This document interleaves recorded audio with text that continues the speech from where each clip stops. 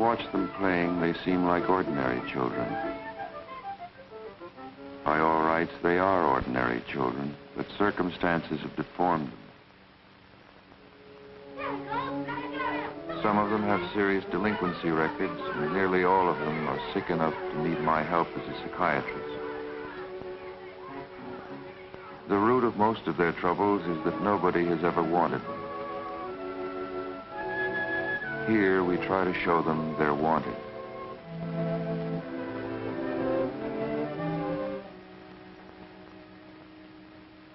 This is the story of one of these 80 boys, Donald Peters, 10 years old. How he lost his way, and how at last he began to find it.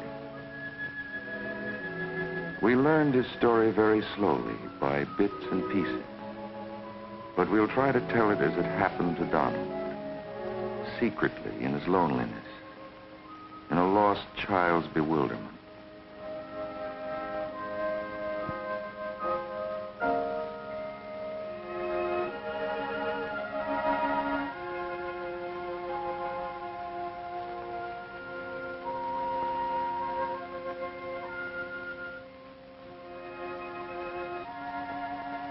In all these months, Donald has made no friends. We have never seen him smile. He has hardly spoken. He is one of the quiet ones.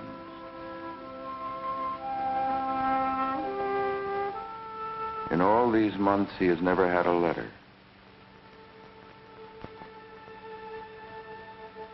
But he is learning to endure disappointment. He used to hide himself to suffer. Now he wants me to know he is unhappy. This boy wants all my attention. At his stage, they're painfully jealous. If Donald's ever lucky enough to open up, he'll have to go through that too.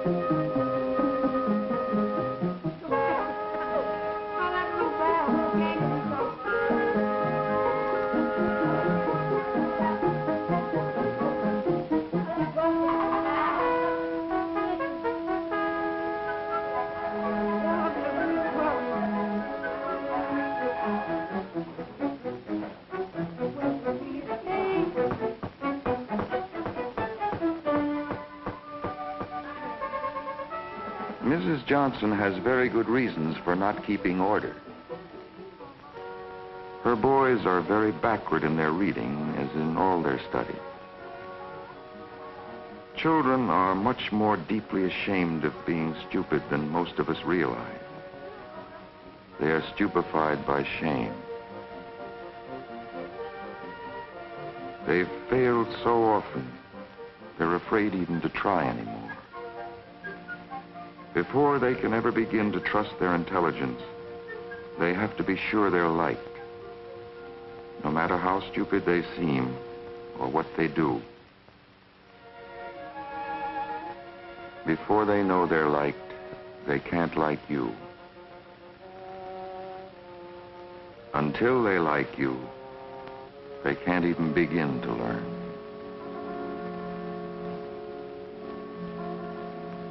Donald has never learned to read a word. But here, seeing and hearing simple words one at a time, with nobody hurrying him, or scolding or jeering at him, Donald will learn to read. But not for a while yet. For just such a word as baby arouses a deep turmoil of feelings. And behind the feelings rise memories which still hold him in terrible hunger and hatred.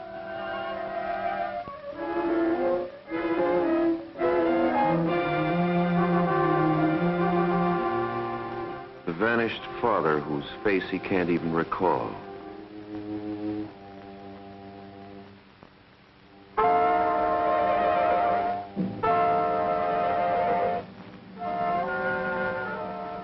The mother who has no room for him in her life.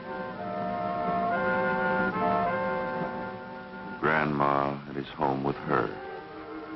A home he hates so much that even at night he seldom comes back. These are the memories Donald lives in day and night.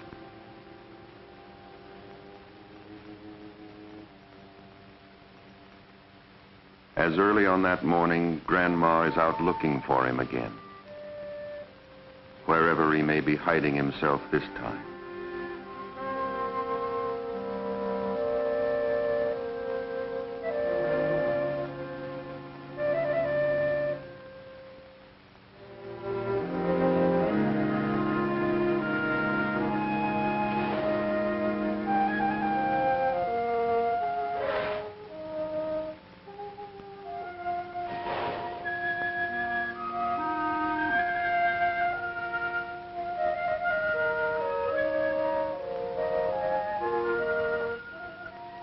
And she is wishing to goodness she'd never in her life have to smack him or scold him or go claim him back at children's court or ever look on his mean, mopey, sassy little face again.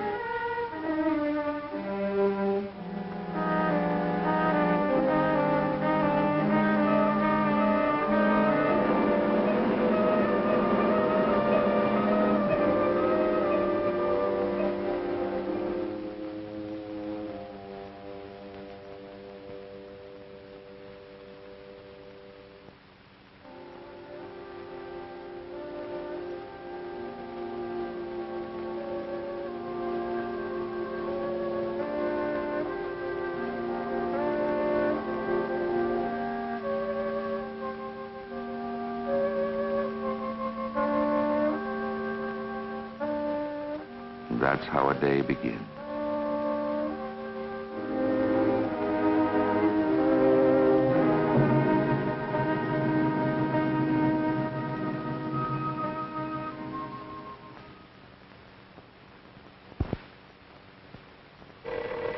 Same old buzzer. Somebody else hauling him home by the nape of the neck. Get up them steps, you little good-for-nothing. You no-count. Get up them staircases. Leaking out the Lord knows where, same as your no-count mother used to do. Keeping me up all night, tossing and whirring till all hours. Prowling around the cold streets to dig you out of your hiding place. Shame my face in front of everybody. I heard you open your doors down there. Go on and listen. The same old helpless fury. Pray over your feet, try to keep you in the good ways. Sneaking and nibbling and stealing my rent money. All the time looking at me cold as a clam.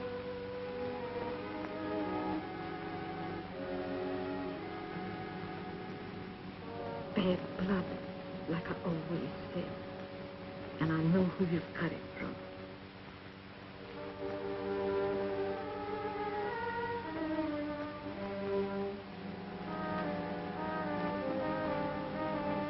The same old hopeless confusion, misunderstanding, rage and pain and fear and hatred.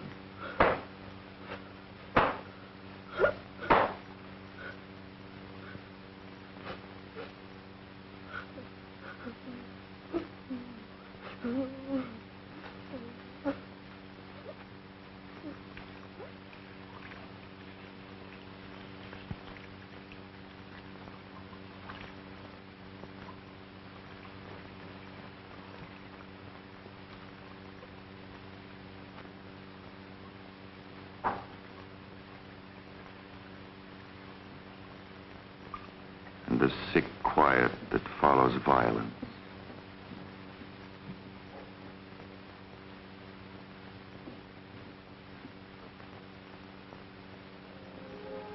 And duty without love.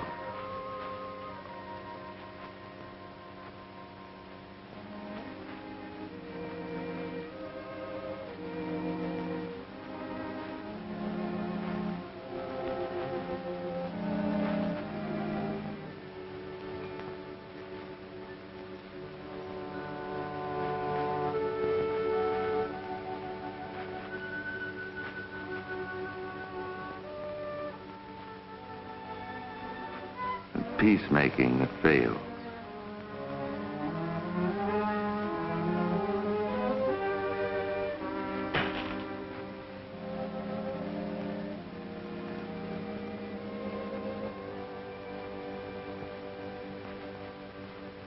A heavy burden for an old woman. A heavy burden for a little boy. That's the way it keeps on going.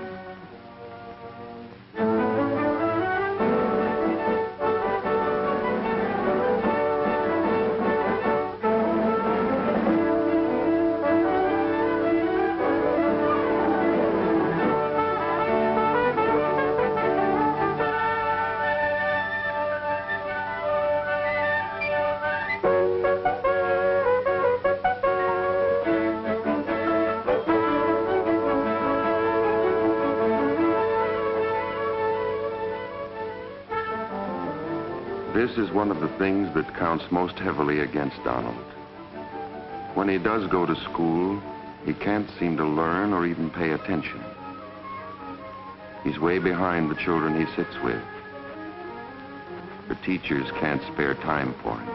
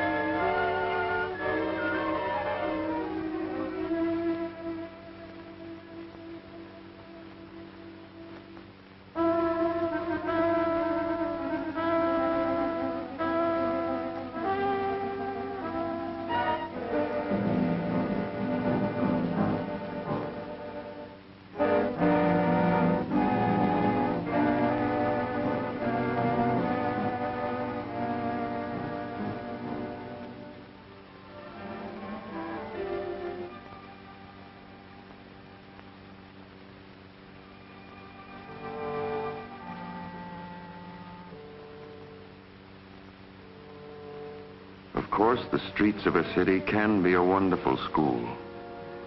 Freedom is wonderful, too. But if you're as lonely as Donald is, all you learn is more loneliness. And Donald's kind of freedom is solitary confinement.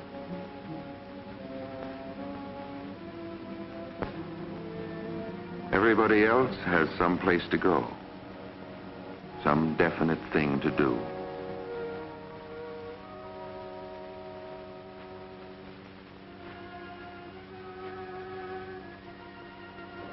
And after a while, you even want to go home.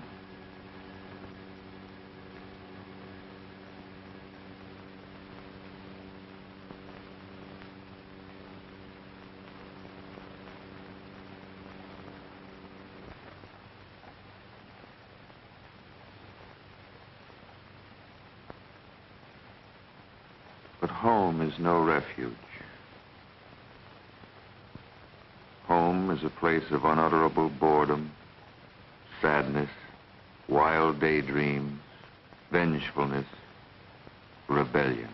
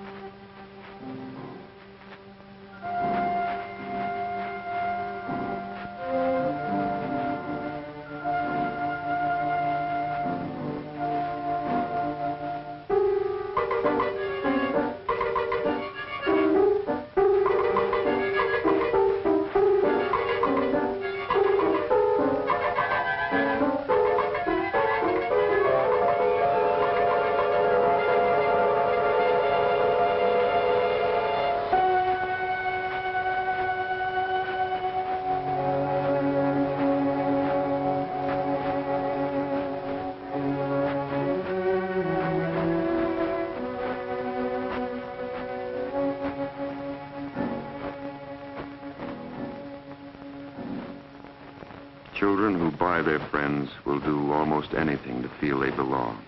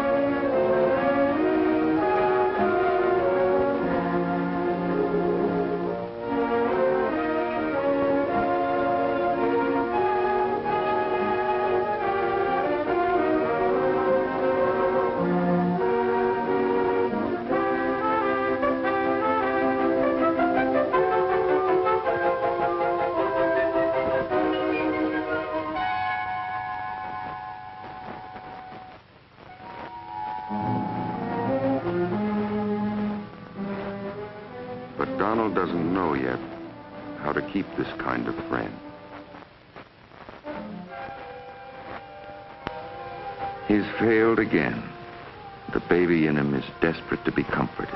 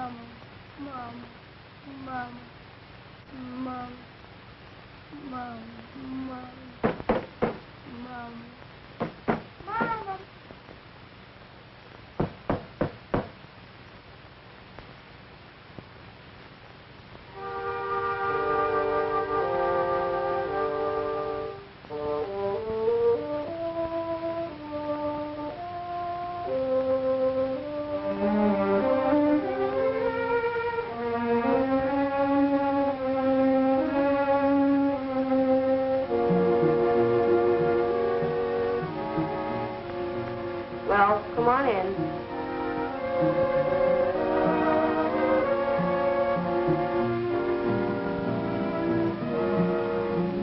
It smells like home, but it's no home for you. Are you coming back in here or not?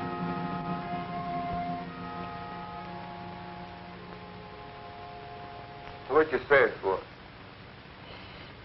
Not so loud.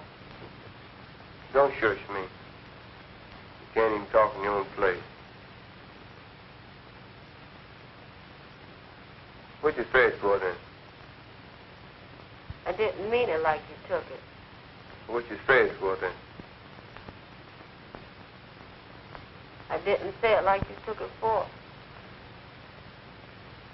Like I took it for. All I know is you said it. Say a thing like that, how do you think I'd take it? Just isn't swallowed? That it? You want that? Because if that's what you're looking for, you better look someplace else.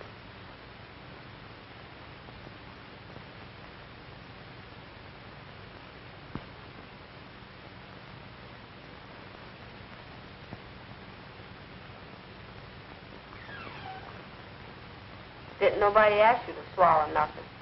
Don't give me that stuff. Wasn't trying to give you no stuff. What you call it? Don't call it nothing.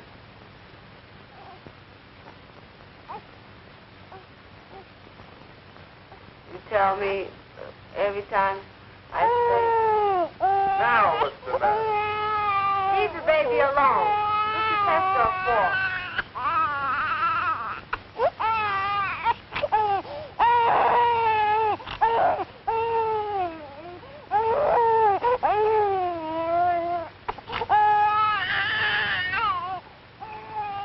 Let him mind us. And you and me will go out.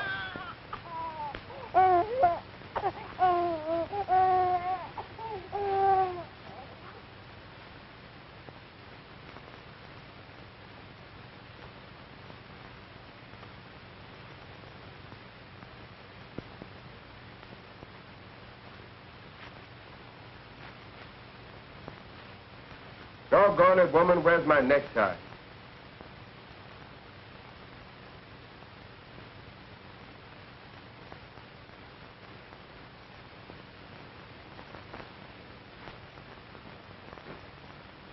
Get me all right. Worse than a big mouth.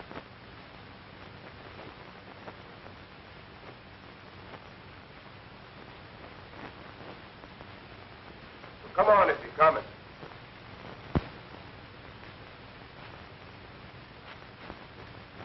You sit here with Arlene.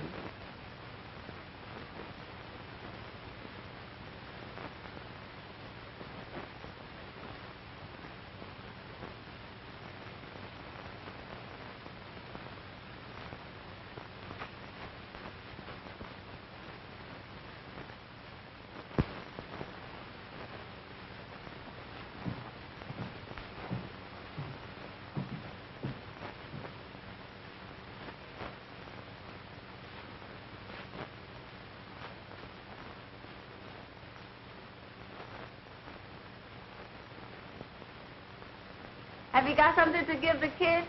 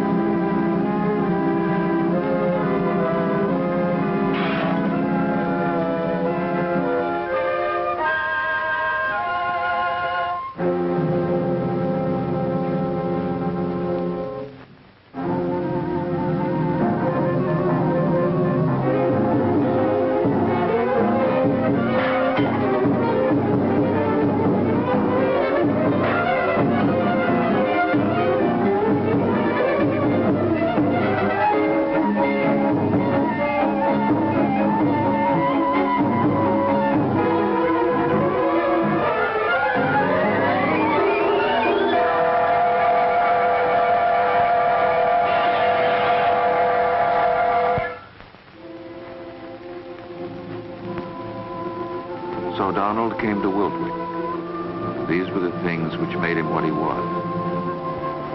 Months after he saw the last of his people, he was still paralyzed by his memories. There wasn't much we could do for him until he made some move himself. Once every year at Wiltwyck, there's a pretty thick run of fish. If you're good at it, you can just knock them on the head.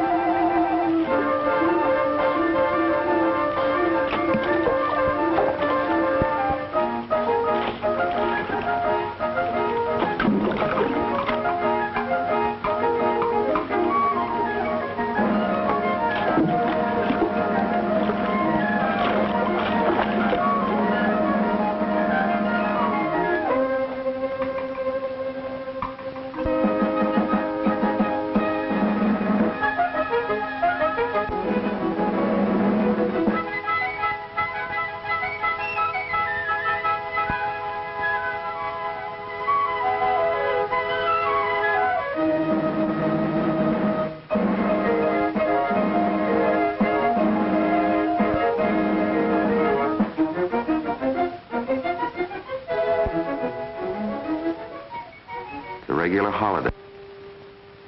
For days now, very shyly, Donald had been watching a new counselor named Clarence. Only watching and very shyly. For children of Donald's kind have a desperate terror of rejection. But now at last, against all that terror, in front of everybody, Donald took the greatest risk of his life and made the first friend of his life.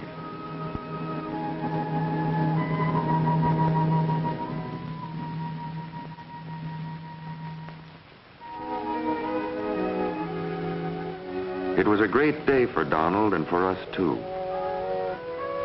One of our social workers came over and congratulated Clarence. He wondered what for. But Miss Roberts knew what Donald had been through. And after she told Clarence a little about the child, Clarence realized he had been partner to a small but very important miracle.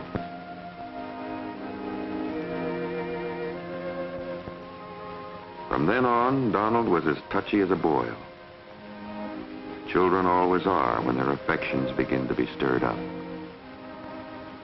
He was touchiest of all toward his new friend.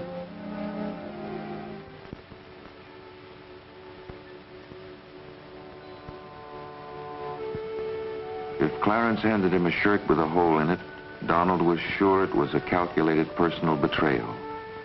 All the meaner in front of the other boys.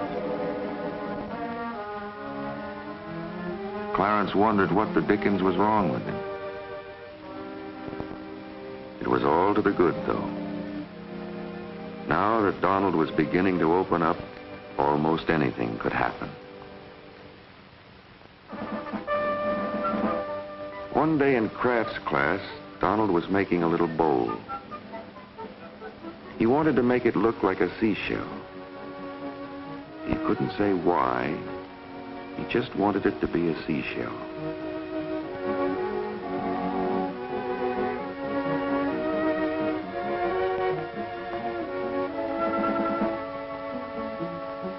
Donald seemed to be doing fine. Suddenly, the hands that were working in the damp clay of the unborn shell drew him into a deep quicksand.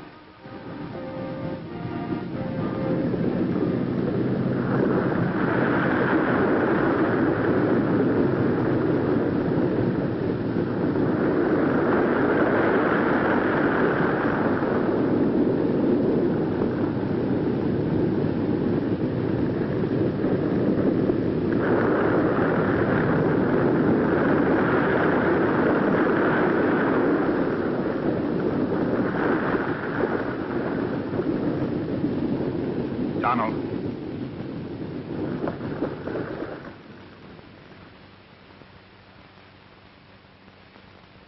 Donald. What's the trouble? Okay. Try it again.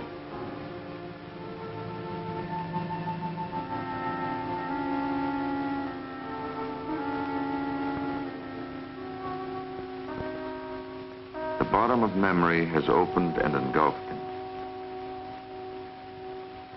All afternoon, in great misery and turmoil, he must hunt among those memories alone.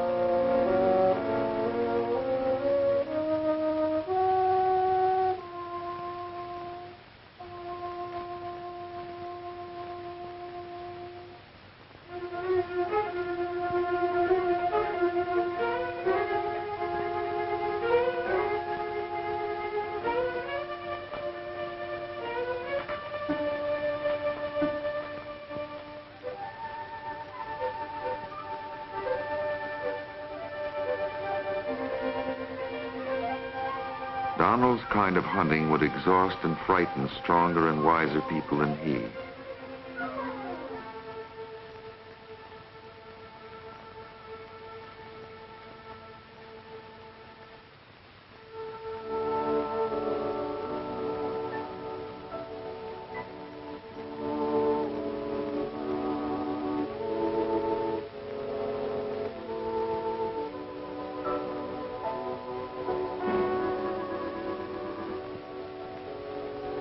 In the past, when he was in trouble, Donald had nobody to turn to. Now, for the first time, he feels the life-giving warmth and gratitude that comes of being comforted. And for the first time, with Clarence's help, he begins to take his place among the other boys.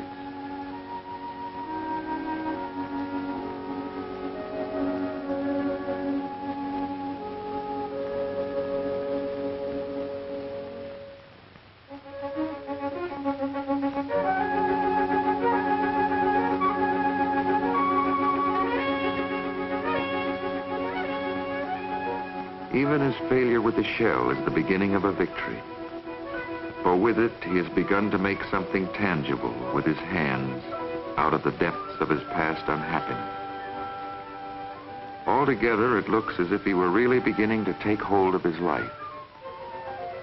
And during these next weeks, as a matter of fact, everything is going to go much better for him. Donald will do some butterfly chasing of his own. He gets to be a pretty good basketball forward for his side. Much to his astonishment, he'll begin to read. In his appointments with me, he becomes almost articulate. Most important of all for Donald, he goes back to the little seashell and keeps at it until he finishes it. That gives him his first real sense of accomplishment.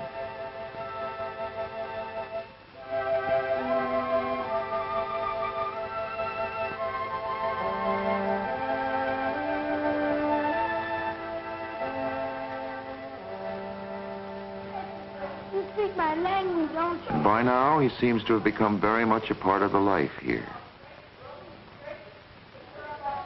What do you want to do?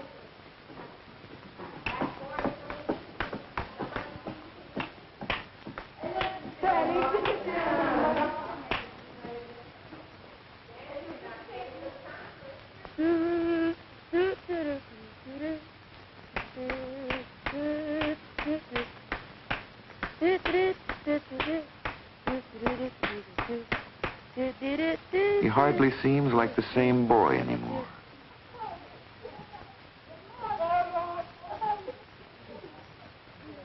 But he isn't well yet by any means.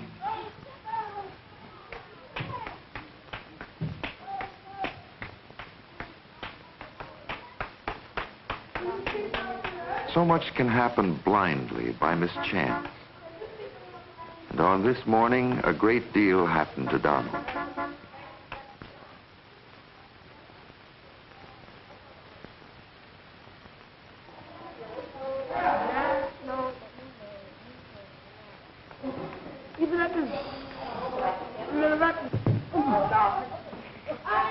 When he saw that Miss Roberts was driving into town, Donald suddenly realized whom he had made the bowl for.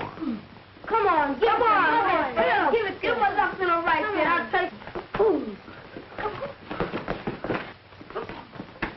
Come on, round this side. Come on, give it to him. Turkey. Don't be yellow. Give it to him. He had made it for his mother. And now it was on its way. But it was only on its way to my office. Hey, what's going on here? You can't fight like that. Oh, If you want to fight, we'll do it right. Oh, Okay, let's count it out. Let's go. Oh, why are you... I get you.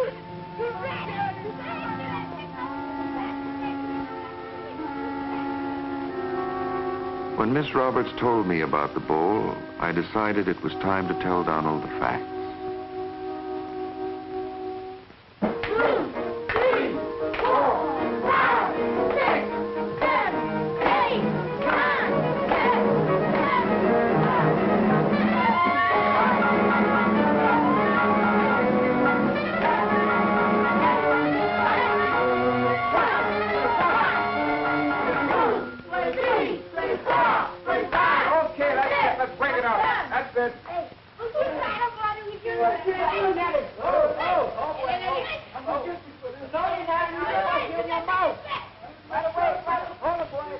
Donald.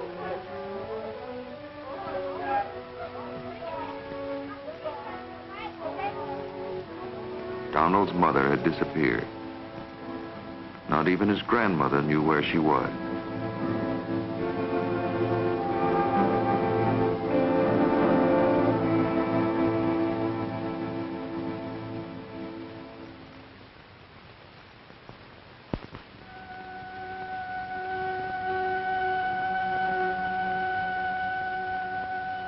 What he made of this knowledge and what came of it brought about the most important turning point in Donald's life with us.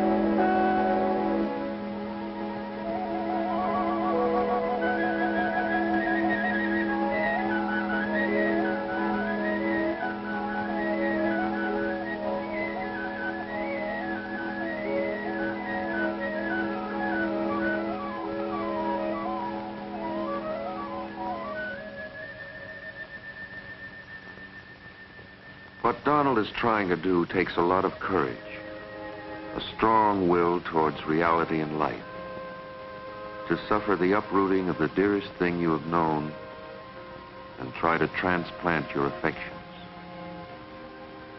to go ahead rather than retreat, to put your need and your love once again in another's trust when all of your life, and again so recently, you have been betrayed.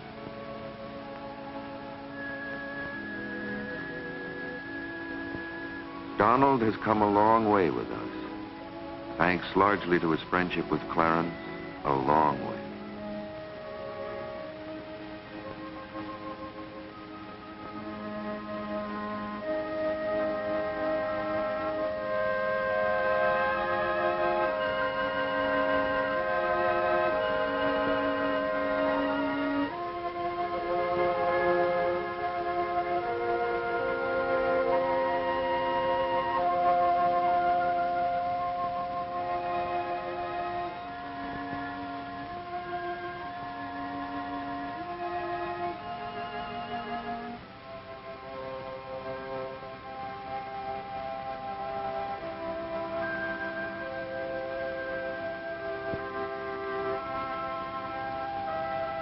A mirror is no longer a focus for misery and self-hatred, but more like a window on a happy present and a hopeful future. An image of a happy child, of the man he hopes to be like.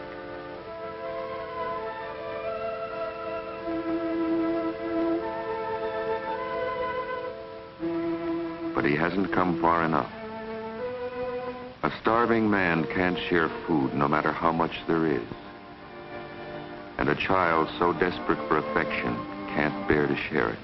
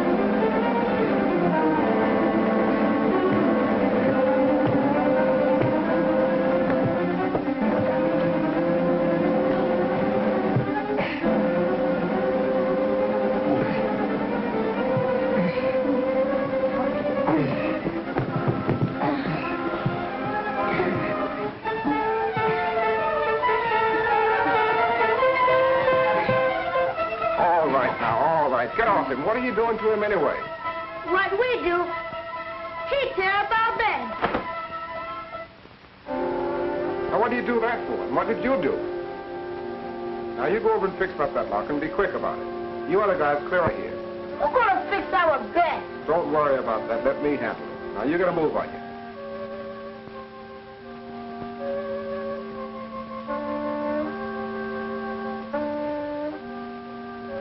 Now, Donald, you fix back those beds.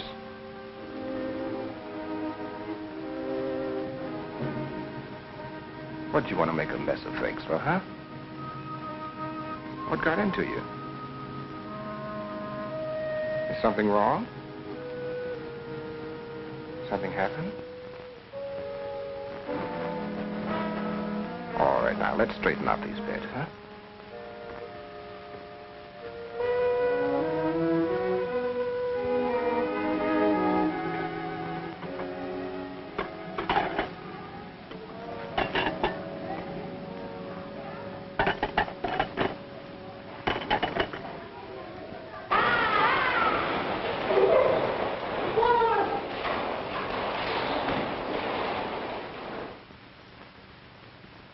It was a question whether Donald needed more to talk out whatever was disturbing him, or live it out first.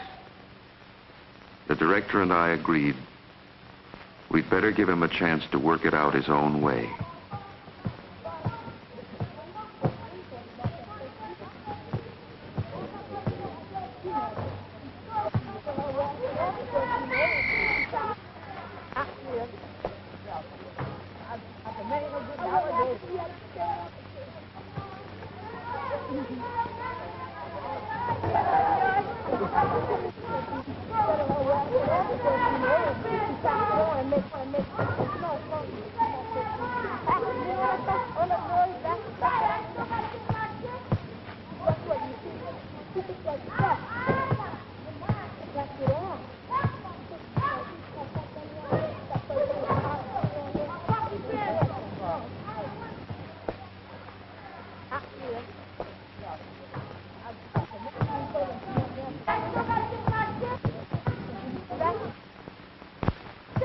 But chances have to be taken because, after all, there are things you can only find out for yourself and by yourself.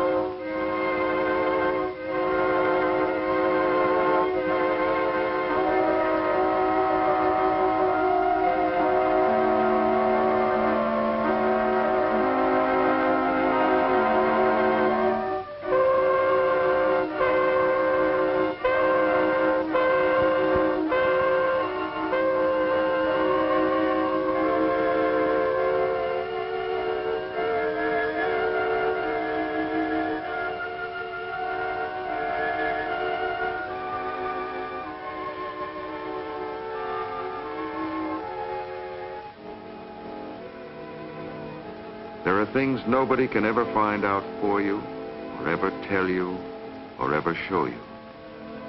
They're too deep inside you.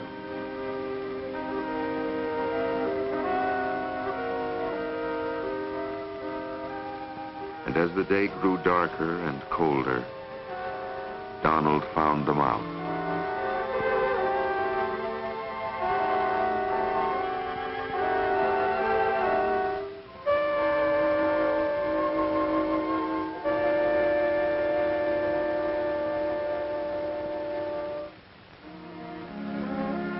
He saw his mother and all that he wished of her and could never hope for.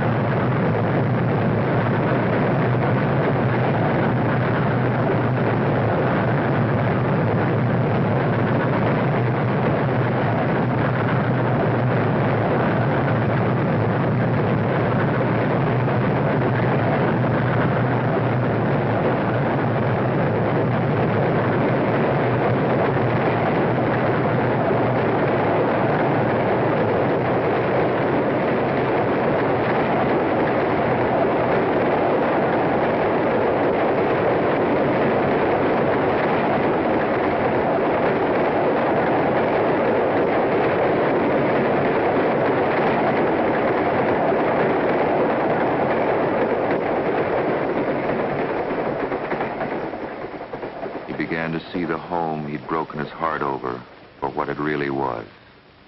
And seeing that, accepting that, his own spirit began to come of age.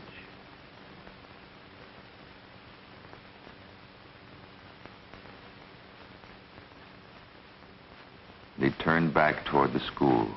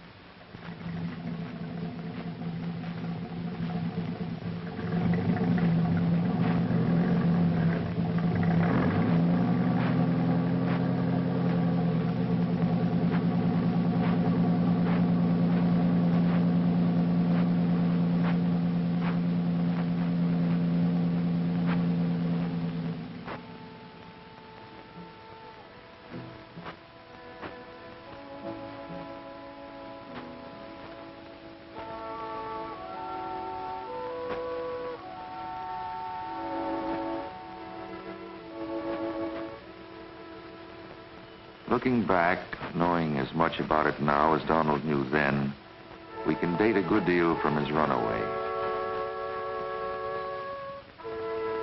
When he gave back the lighter, he didn't only begin to put an end to his stealing.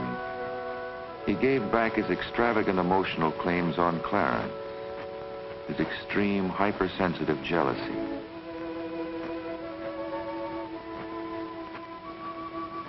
From now on, he will begin to make friends his own age as well.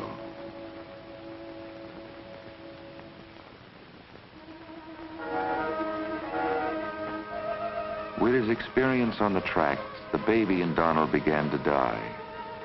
The child was born. He will still suffer in remembrance of his people, but he is less liable than before to enshrine an unreality. He can better accept his motherlessness, his homelessness, this temporary home.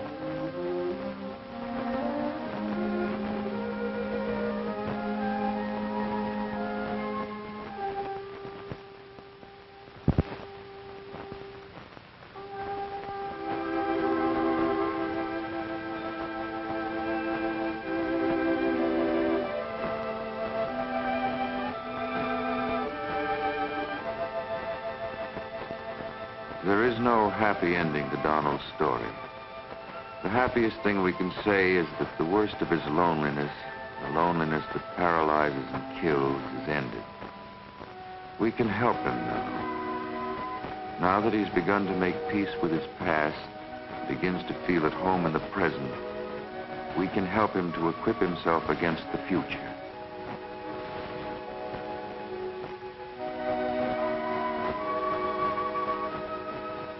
That's the most we can hope to do here at Wiltwyck for any of the boys who lie sleeping here, to clear away some of the great harm they suffered in the difficult world they came from, to make them a little better able to take care of themselves in the difficult world they must return to. A little better able to live usefully and generously in that world. A little better able to care for the children they will have than their parents were to care for them. Lest the generations of those maimed in childhood, each making the next in its own image, create upon the darkness, like mirrors locked face to face, an infinite corridor of despair.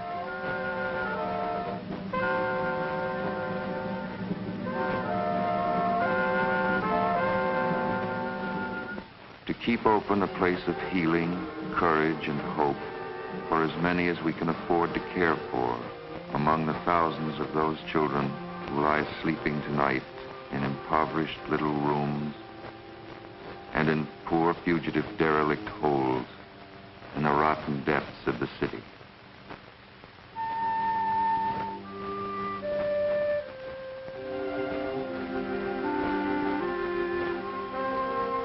Whom poverty, bewilderment, anger, pride, fear, lovelessness may drive into sickness and into crime, and who, in the world which disfigures them,